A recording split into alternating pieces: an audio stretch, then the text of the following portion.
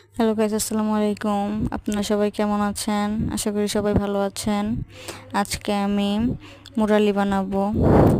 তার জন্য প্রথমে নিয়ে নিলাম 1 কাপ ময়দা, তারপর সামান্য পরিমাণে লবণ, তারপর একটু চিনি, তেল দিয়ে ভালো করে ময়দাগুলো মেখে নিলাম। তারপর পানি দিয়ে ভালো করে ডোটা তৈরি করে নিলাম। তারপরে যেভাবে বেলে নিলাম, বেলে তারপরে এভাবে কেটে নিলাম পিস পিস করে।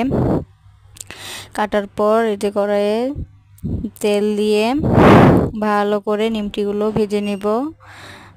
একটু লাল লাল করে ভেজে নেবেন আপনাদের যেভাবে পছন্দ। ভেজে তারপর চিনির শিরার ভিতরে দিয়ে কতক্ষণ করলেই নিমকি তৈরি হয়ে যাবে। এই যে তারপর আমি চিনি দিচ্ছি, সাইডে একটু লেগে ধরেছিল আমার এটা। তারপর ভালো করে এটাকে আঠালো আঠালো করে নিতে হবে। করে নেওয়ার পর নিমকিগুলো দিয়ে দিলাম। দিয়ে দেওয়ার পর ভালো করে এটাকে নেড়ে চেড়ে এই যে রেডি। সব